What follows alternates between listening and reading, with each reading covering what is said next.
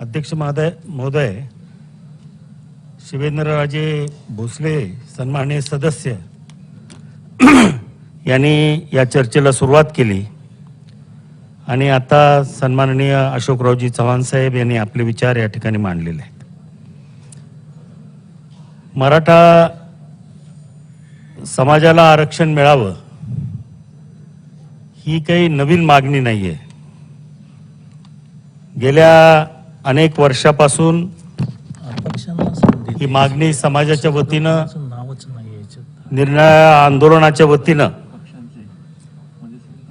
या ठिकाणी पुढे आलेली आहे आणि शासनाच्याही वतीनं एक राऊंड झाल्यावर दुसऱ्या राऊंडला करूया. या ठिकाणी पृथ्वीराज चव्हाण साहेब मुख्यमंत्री असताना आणि त्यानंतर देवेंद्रजी फडणवीस साहेब मुख्यमंत्री असताना समाजाला आरक्षण देण्याचा त्यांनी त्या परीनं या ठिकाणी प्रयत्न केलेला आहे. परंतु दुर्दैवानं हायकोर्ट असेल, सुप्रीम कोर्ट असेल, याच्यामध्ये हे आरक्षण टिकलं नाही आणि आता मागच्या 2-3 महिन्यापासून अतिशय आक्रमकपणे श्रीयुत जरांगे पाटील यांच्या नेतृत्वाखाली संपूर्ण मराठा समाज आज एकत्रित आलेला आहे आणि आक्रमकपणे ही मागणी, विशेषतः मला हे सांगितलं पाहिजे की या आंदोलनामध्ये मराठा समाजाच्या तरुण वर्गाचा फार मोठा सहभाग आहे. गावागावामधील तरुण आणि या तरुणाची आजची परिस्थिती जर आपण पाहिली तर या तरुणाला, त्याच्या कुटुंबाला पूर्वीच्या काळी जशी जमीन होती तशी आता जमीन राहिलेली नाही. या ठिकाणी शिवेंद्रराजांनी उल्लेख केला की मराठा समाज हा लढाऊ समाज आहे, परंतु त्याचबरोबर मराठा समाज हा शेतकरी समाज आहे. मोठ्या प्रमाणात त्यांच्याकडे जमिनी होत्या आणि या जमिनीच्या माध्यमातून आणि काही प्रमाणात त्या वेळच्या परिस्थितीप्रमाणे सावकारीच्या माध्यमातून मराठा समाज आपलं जीवन चांगल्या पद्धतीनं जगत होता. या ठिकाणी मी ज्या मराठवाड्याच्या भागातून येतो त्या मराठवाड्याच्या भागामध्ये निजामशाही होती. जवळजवळ 250 वर्ष निजामशाहीची झाली आणि 17 सप्टेंबर 48 ला निजामाच्या जोखडातून मराठवाडा मुक्त झाला. 1960 ला महाराष्ट्र राज्याची निर्मिती झाली तेव्हा मराठवाडा महाराष्ट्रामध्ये आला. तर ह्या 60 नंतरचा परिस्थिती जर आपण पाहिली तर राज्याच्या निर्मितीच्या वेळेस मराठा समाज हा एकत्रित कुटुंब पद्धतीमध्ये होता. सगळे भाऊ एकत्रित राहून शेती व्यवसाय करायचे आणि त्याच्या माध्यमातून त्यांचे संसार चालायचे, अशी परिस्थिती होती. आणि जसजसा वेळ गेला तसा तसा ही एकत्रित कुटुंब पद्धती राहिली नाही. भावाभावाच्या वाटण्या झाल्या, जमिनीच्या वाटण्या झाल्या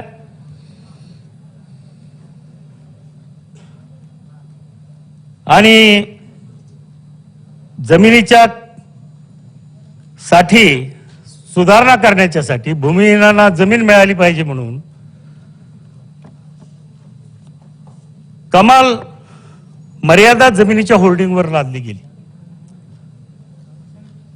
आणि त्याच्यामुळं 54 एकरवर ही मर्यादा लाभल्यामुळं 1974-75 मध्ये हा कायदा लागू झाल्यापासून आणखीन जमिनीचे तुकडे होत गेले आणि त्यामुळं आजची परिस्थिती अशी आहे की आपण कुठल्याही जिल्ह्याचं उदाहरण बघा, शेतकऱ्याची जमीन धारणा जर बघितली तर 85 ते 87% आज शेतकरी हा अल्प भूधारक आणि अत्यल्प भूधारक या व्याख्येमध्ये प्रत्येक जिल्ह्यामध्ये बसू लागलेला आहे. आणि हे खरं कारण आहे की ज्या जमिनीच्या आधारावर आम्ही जीवन जगत होतो ती जमीनच आता शिल्लक राहील नाही, तिचे तुकडे पडले. छोटी जमीन असल्यामुळं आणि नैसर्गिक परिस्थितीमुळं, हवामान बदलामुळं आज आमची शेती पिकत नाही आणि त्यामुळं आर्थिक स्तर हा खालावलेला आहे. शिक्षण घेतलेले सुशिक्षित बेरोजगार झालेले आहेत, त्यांना नोकरी मिळत नाही. आज मी या ठिकाणी माझ्या मतदारसंघाची परिस्थिती सांगतो की प्रत्येक गावामध्ये किमान 50, 100, 200, 150 तरुण आहेत, बेरोजगार आहेत, शेतीमध्ये काम करू शकत नाही, कुठं व्यवसायाला संधी नाही. आणि त्यामुळं मोठ्या प्रमाणामध्ये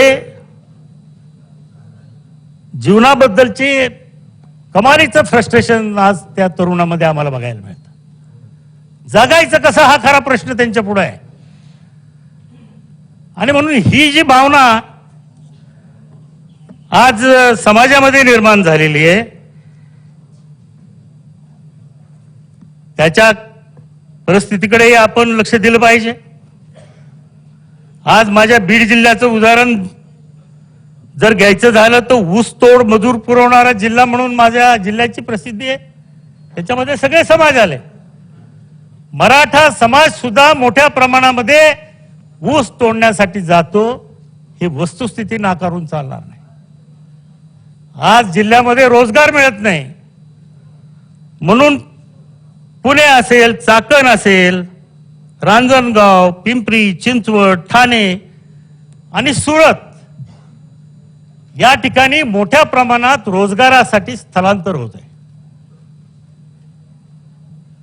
आणि अशा परिस्थितीमध्ये पूर्वीच्या काळी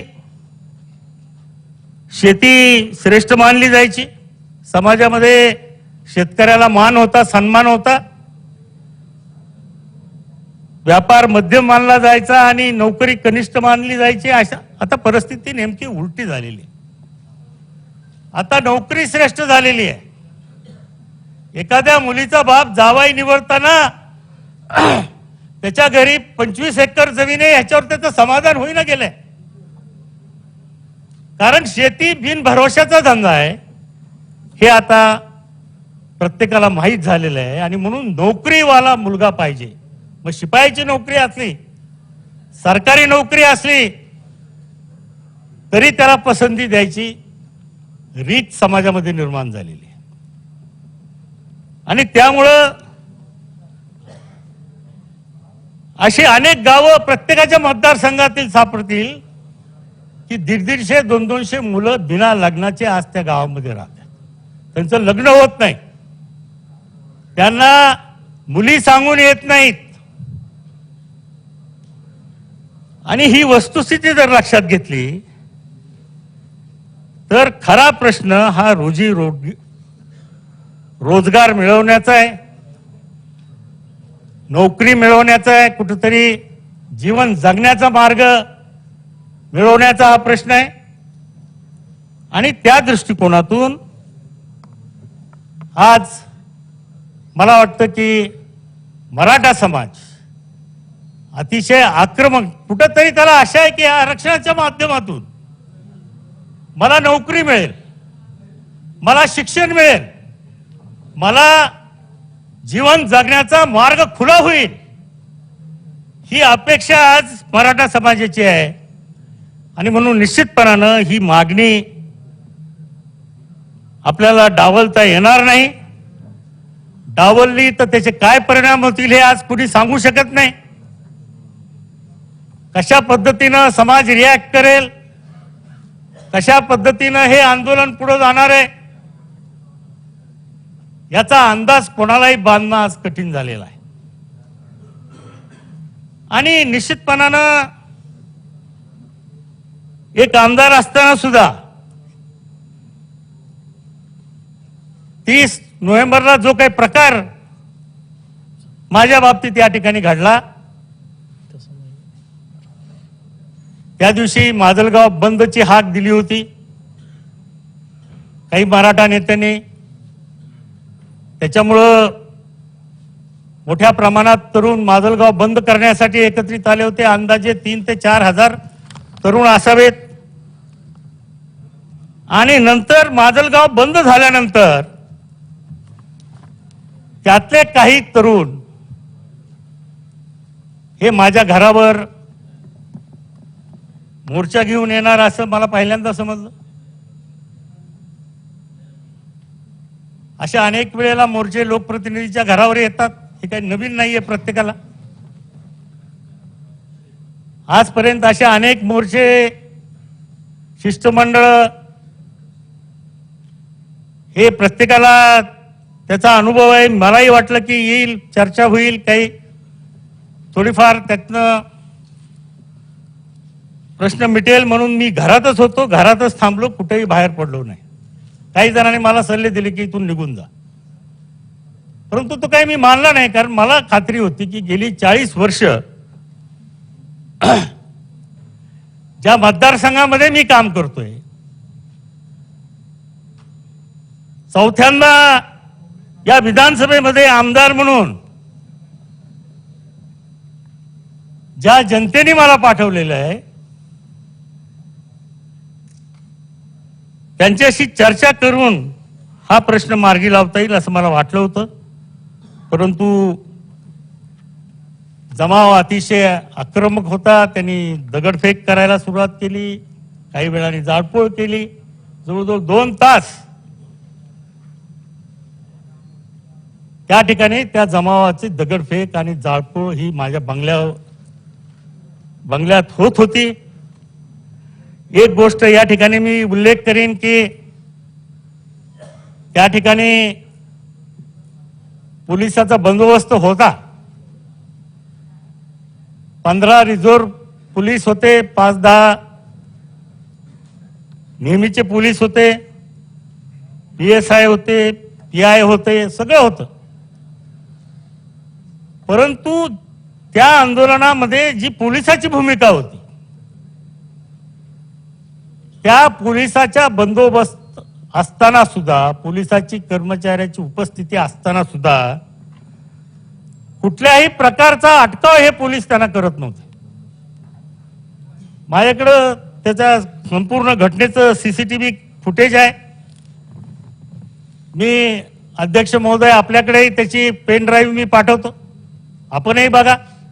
कारण शेवटी लोकप्रतिनिधीच्या संरक्षणाची जबाबदारी आपल्यावर आहे. आणि त्यातून ही परिस्थिती निर्माण जी काही झाली ती मी मोकळेपणाने सांगितलं की बहुतांशी त्यातले जे काही दगडफेक करणारे होते किंवा जाळपोळ करणारे होते, त्याच्यामध्ये काही माझे राजकीय विरोधक असावेत, काही जणांनी जाणीवपूर्वक हा मॉब मराठा आंदोलनाच्या आडून माझ्या घराकडे वळवलेला असावा. त्यामध्ये काही समाजकंटक होते, ज्यांच्यावर गुन्हे दाखल झालेले आहेत असे काही लोक होते. वाळूचा व्यापार, अवैध व्यापार म्हणजे धंदा करणारे होते, धान्याचा काळा बाजार करणारे होते. ही गोष्ट वारंवार पोलिसांसमोर मी सांगितलेली आहे. माझ्या इंटरव्ह्यूमधनं ही परिस्थिती आली की CCTV फुटेजमध्ये दगडफेक करणारे आणि जाळपोळ करणारे ठराविक लोक होते. अंदाजे 200 ते 250 लोक असतील. त्यांना आयडेंटिफाय करून त्यांच्यावरती गुन्हे दाखल करण्याचं काम हे पोलिसांनी करावं असं अपेक्षित आहे.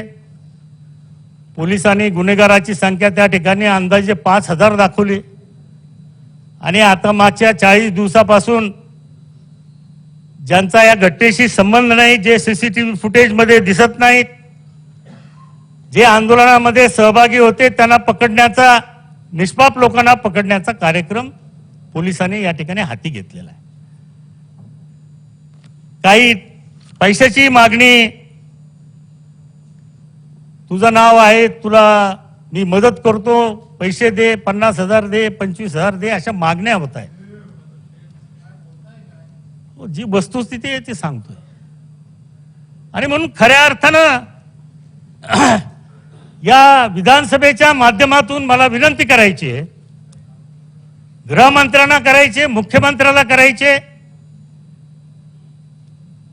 की सीसीटीव्ही फुटेजमध्ये जेवढे माणसं दिसतात त्याच्यावरती आपण ऍक्शन घ्यावी. निरपराध किंवा केवळ आंदोलनामध्ये सहभागी आहेत, कुठंतरी चौकात फोटो दिसतोय, कुठल्या तरी सीसीटीव्ही कॅमेरामध्ये त्याचा फोटो आलाय, म्हणून निरपराध लोकांना त्रास होऊ नये ही माझी प्रामाणिक भावना आहे. आणि त्या दृष्टिकोनातून पोलिसांनी या ठिकाणी तपास करावा ही माझी आग्रहाची आणि कळकळीची मागणी राहणार आहे.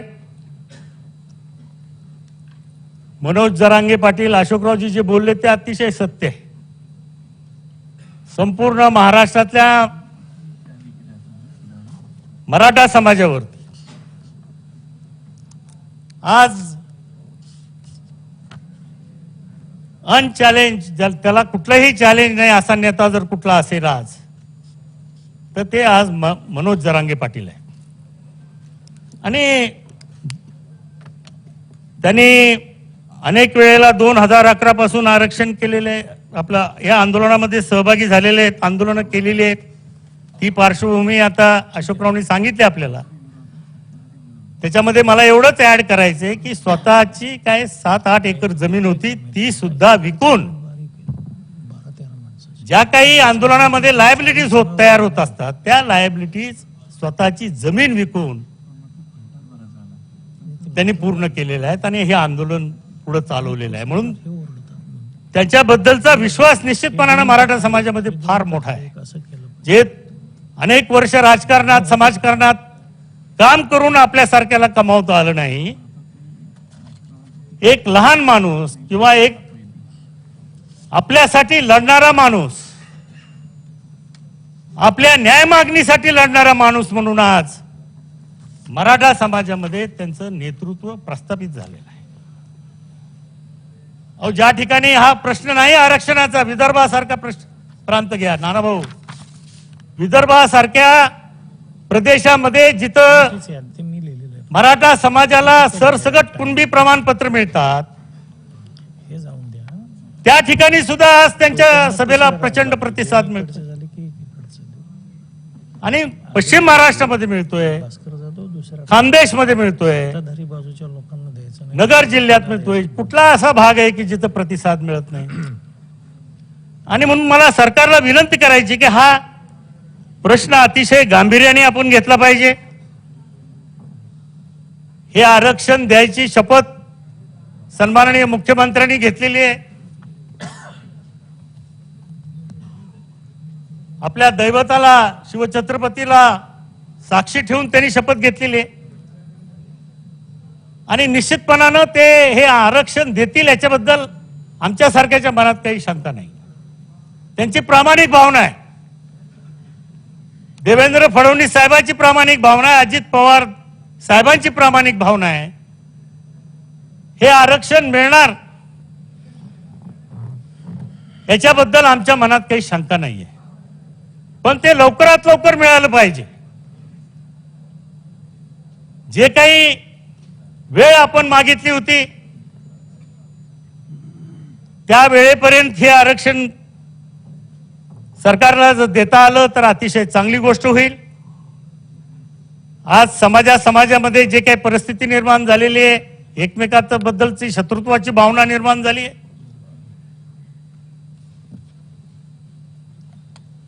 इतर समाजाचे आरक्षणाचे प्रश्न आहेत, धनगर समाजाचे आहेत, मुस्लिम बांधवाचे आहेत, कुठं नितेश राणे कारण काय होईल इकडे अनेक समाजाचे प्रश्न आहेत. तीन फिरले तर प्रश्न नाना पटोले आणि म्हणून हे जे काही सामाजिक सलोखा आज महाराष्ट्रातला बिघडलेला आपल्याला दिसतोय,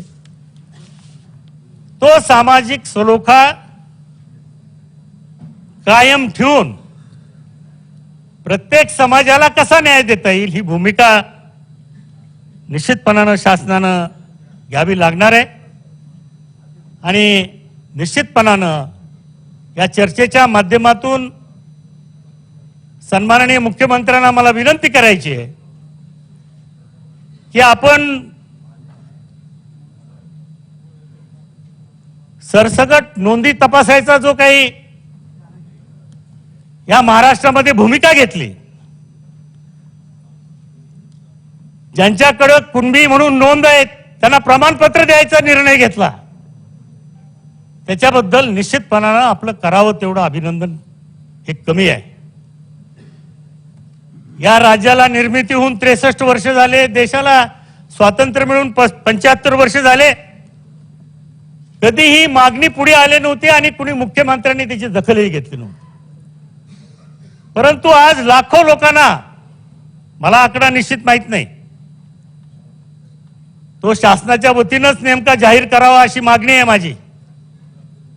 किती नोंदी सापडल्या, कुठल्या कुठल्या जिल्ह्यात, कुठल्या कुठल्या तालुक्यात आणि किती लोकांना याचा लाभ मिळाला ही माहिती शासनाने जाहीर करावी. जात न्याय जनगणनेची मागणी होते अनेक नेत्याकडून, त्याची दखल घ्यावी. 50% मर्यादा जर ओलांडायची असेल तर कशा पद्धतीनं कायदेशीर न्यायालयात टिकणारं आणि कायद्याच्या चौकटीत बसणारं आरक्षण मराठा समाजाला द्यायचं, याच्या बाबतीतही काही ऍक्शन प्लॅन तयार करावा आणि तो लवकरात लवकर ही मागणी कशी मान्य करता येईल, आक्रमक झालेल्या समाजाला कसं शांत करता येईल आणि सामाजिक सलोखा या महाराष्ट्रातला कसा कायम राहील, याच्या बाबतीत शासनानं तातडीनं या ठिकाणी पावलं उचलावीत अशी माझी कळकळीची विनंती राहणार आहे. आणि निश्चितपणानं या महाराष्ट्रातला सामाजिक सलोखा टिकावा म्हणून निर्णय राजकीय पक्ष, मला खात्री आहे त्याच्याबद्दल की सत्ताधारी आणि विरोधक असा हा थांबून निवेदन करा. कुठं बाजू न मांडता आपण सगळ्यांनी मिळून ज्या ज्या समाजाला आरक्षण देणं गरजेचं आहे, विनंती करू थोडं नंतर करा. कुठल्याही समाजाचं आरक्षण कमी न करता मराठ्यांना कशा पद्धतीने आरक्षण देता येईल आणि या महाराष्ट्रातला सामाजिक सलोखा कसा टिकेल याच्या बाबतीत मी सर्वच राजकीय पक्षांना, नेत्यांना या ठिकाणी एकत्रितपणे काम करून महाराष्ट्रामध्ये निर्माण झालेलं हे आरक्षणाची आंदोलन त्यांना सांगा विषय निराळ्या समाजाला कसं न्याय देता येईल याचा प्रयत्न करावा अशी कळकळीची विनंती करतो. या चर्चेच्या ओघात खरं म्हणजे मी अध्यक्षांना परवानगी मागितली होती की मला वेगळं निवेदन, माझ्या बाबतीत जी घटना घडली, बीडच्या बाबतीत जी घडली ती जर द्यायची संधी असेल तर अधिक सविस्तरपणे, कारण खरं म्हणजे आज 40 दिवस झालं ही घटना होऊन, पण या घटनेच्या मागे सूत्रधार कोण आहे, अशा पद्धतीनं लोकप्रतिनिधीची घरदारं जाळायची, काही ठराविक लोकांना टार्गेट करून त्यांची घरदारं दाखवायची, कोणाची हॉटेल जाळायची, या सगळ्या मागे कुणीतरी सूत्रधार असला पाहिजे. आणि तो कुणी समाजकंटक असतील, गुन्हेगारी प्रवृत्तीचे लोक असतील, काही राजकीय नेते मंडळींनी त्यात आपली पोळी भाजून घ्यायचा प्रयत्न केला असेल, परंतु खऱ्या सूत्रधारापर्यंत जोपर्यंत आपली पोलीस यंत्रणा जात नाही तोपर्यंत भविष्यात असे घटना घडणार नाही याची खात्री आपल्याला देता येणार नाही. म्हणून याची जी काही मुळं आहेत त्या मुळापर्यंत जाऊन जे काही हिंसक दंगली बीडमध्ये त्या दिवशी घडल्या, सकाळी माझ्याकडे घडली, संध्याकाळपासून बीडमध्ये अनेक ठिकाणी या घटना घडल्या, सगळ्या राजकीय पक्षाच्या बाबतीत घडल्या.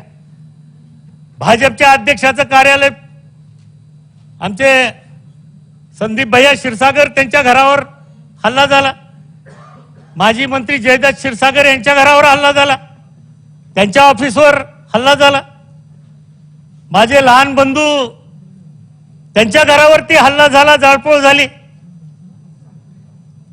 आणि हे सगळं होत असताना पोलीस यंत्रणा काय करत होती? पोलिसाचं इंटेलिजन्सचं हे फेल्युअर आहे का? आणि अशा घटना घडत असताना पोलिसांनी संरक्षण देण्याच्या ऐवजी बघायची भूमिका का घेतली, याच्या बाबतीत सुद्धा चौकशी होणं गरजेचं आहे. नाहीतर निश्चितपणानं भविष्य काळात अशा घटना इतर ठिकाणी, इतर लोकप्रतिनिधीच्या, आज अनेक आमदार मला भेटले, प्रत्येक जणांच्या मनामध्ये भीती आहे की आमच्या घरात हे होऊ शकतं. कारण असा मॉब चालून आला तर काय करायचं? पोलिसांनी हातावर हात बांधून ठेवले तर काय करायचं? कशा पद्धतीनं अशा प्रसंगांना सामोरं जायचं? हे आज फार मोठी शंका लोकप्रतिनिधीच्या मनामध्ये आहे, ही भीती आहे. आणि म्हणून या निमित्तानं निश्चितपणानं मला फडणवीस साहेबांना विनंती करायची, मी भेटून त्यांना विनंती केली की वरिष्ठ अधिकाऱ्याच्या SIT टीम नेमून या बीड जिल्ह्यामध्ये ज्या काही दंगली झाल्या त्याच्या खऱ्या सूत्रधार कोण आहे, कोण ह्याला जबाबदार आहेत, याची सखोल चौकशी या SITच्या माध्यमातून करावी आणि त्याच्या ठिकाणी योग्य ती कारवाई करावी, एवढीच मागणी करतो. मला बोलण्याची संधी दिली त्याबद्दल खूप खूप धन्यवाद. देश विदेशातील प्रत्येक घडामोडींचे लाईव्ह अपडेट मिळवण्यासाठी आता साम टीव्हीच्या सर्व सोशल मीडिया प्लॅटफॉर्मला लाईक, फॉलो आणि सबस्क्राईब करा. तसंच सर्व नोटिफिकेशनसाठी बेल आयकॉन प्रेस करायला विसरू नका.